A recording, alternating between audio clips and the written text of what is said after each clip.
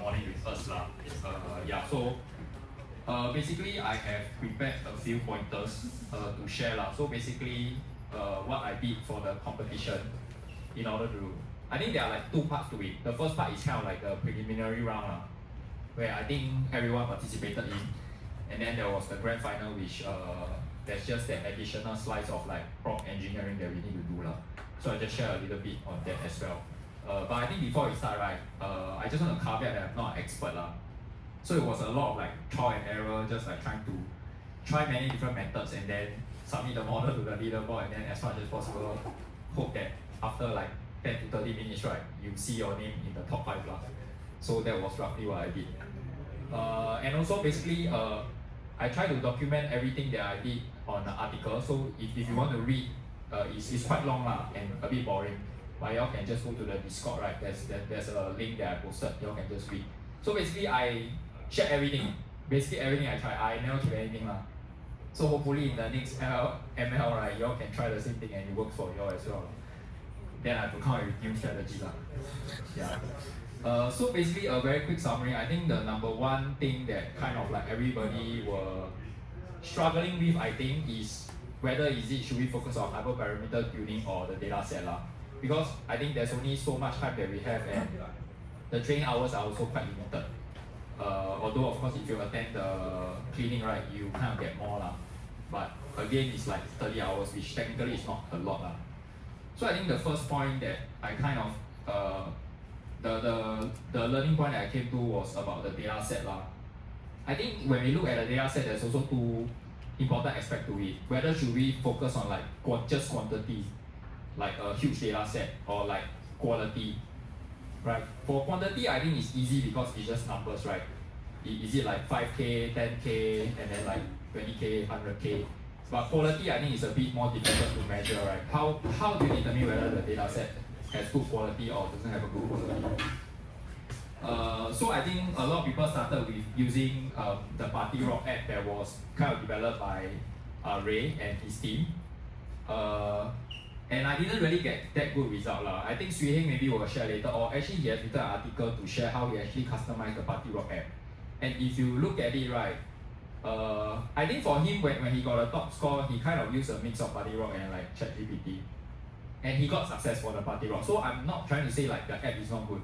It's just that it's a baseline platform that has created for you, and you kind of really need to put in effort to customize it lah, which I didn't lah.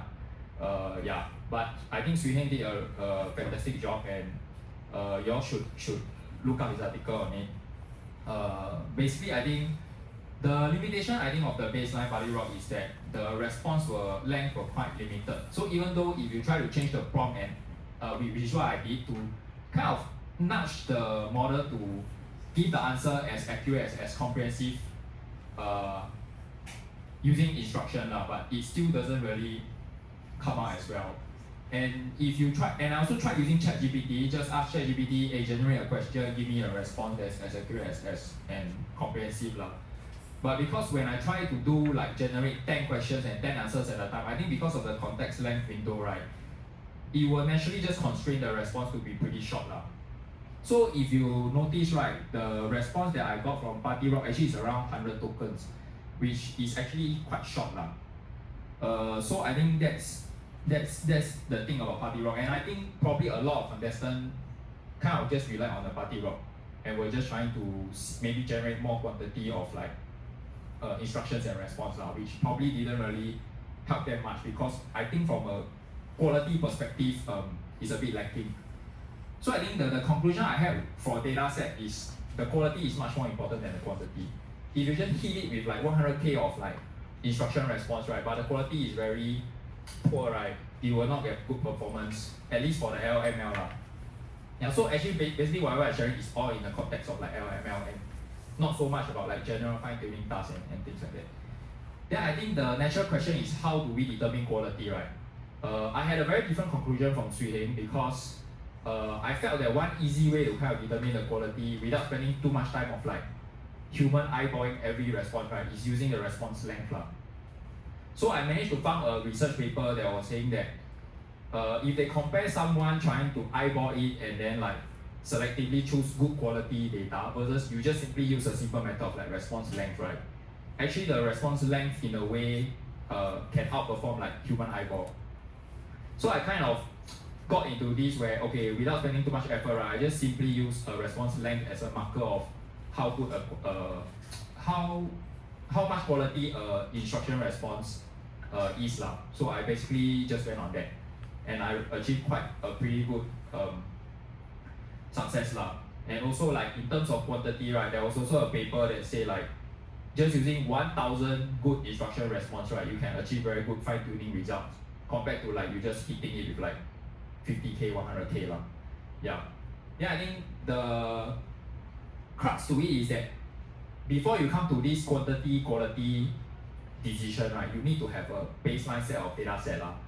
So I was lazy lah, so I was looking online to see whether there was any data set. So I actually found a data set that was on Hugging Face. So if you know, like Hugging Face is kind of like an open platform where people host their model and data set, right? So I found this data set that was generated by a team called C-Eval, which basically is a team that consists of researchers from A-Star lah.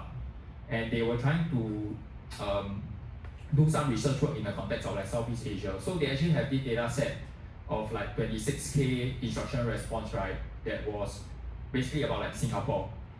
So even though not necessarily about Singapore culture, right? But I think a lot of us were questioning like what the Singapore culture mean, right? Is sports a culture? Is what a culture? But I don't really care lah. I just take that data set, and then the next step is from the paper they tell me 1,000, right? So I decided to choose 1,000. Then 1,000. So how to determine which 1,000? Right? I just use the response length lah, the longest 1,000. Then I just train, and I got I think pretty good result lah from there. So that's about data set. Then I think the next question is about hyperparameter tuning, right? So now you have the data set. So how do I tune? Like what kind of, I think baseline is like epoch and the learning rate, right? Should you all set? Again, I have a very different approach from Swee Heng with the number one. I tried a lot of different combination, and like it's just the results are kind of like all over the place lah. And I think most of us were stuck at like 18 out of 49, something like that, about 38%, and we can't really break through lah. And I struggled a lot at the start as well, and then I eventually kind of gave up on the hyperparameter tuning lah. I just go with the default one epoch and like the 0.0001 learning rate lah. Of course, I tried a combination, increasing the epoch, changing the learning rate, but didn't really had a lot of success lah.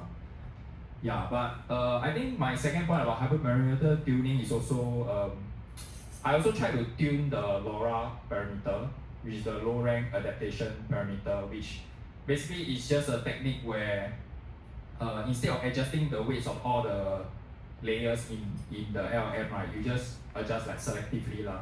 So this kind of reduce the computational requirement, and like it tends to avoid like overfitting lah.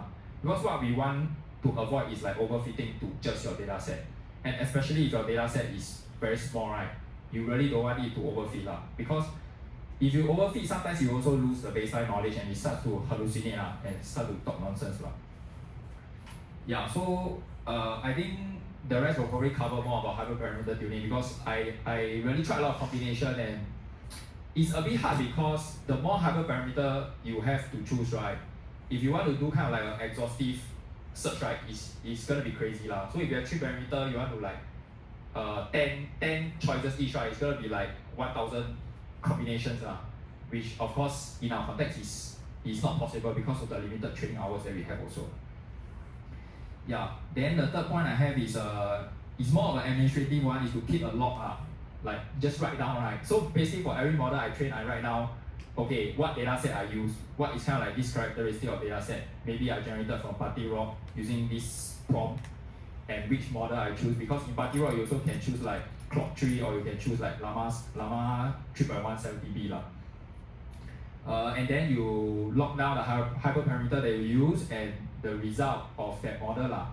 Because I think some of them in the Discord were also having trouble trying to reference back which model performed the best and what was the hyperparameter, because there was no easy way to lock it down lah. Of course, in the jumpstart, actually you can kind of refer back to the hyperparameter that you set, but the submission performance in a sense is submission on the leaderboard. So you kind of need to correspond the two together. So I think it's important to keep a log if you want to keep trying. So I think just to share, I kind of trained a total of close to 50 model. It was actually 49. So I basically was just trying to whack as much as I can. And then the last point is just about reading papers. So I think one of the key success factor I had was to read like academic or research paper. So if you know, there's this website called Archive, which is ARXIV, which is basically a platform where academic or researchers will put their paper, whether is it accepted at conference or it's just pre-read. So I think it's maybe it might be boring for some of you all, but I was like, okay, just go and read because I ran out of ideas already. Because if you just go and Google like how to instruction fine-tune model or like LLM, right?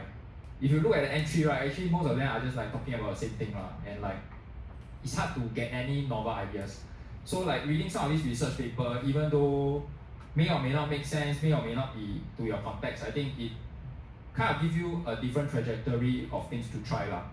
So that was when I discovered about the response length. I discovered about how to kind of determine the quality of the data set, and also like how does the LLM judge work. So there was also another paper that said like LLM judge, right, they are not very like objective one. They are a bit subjective, there are some bias.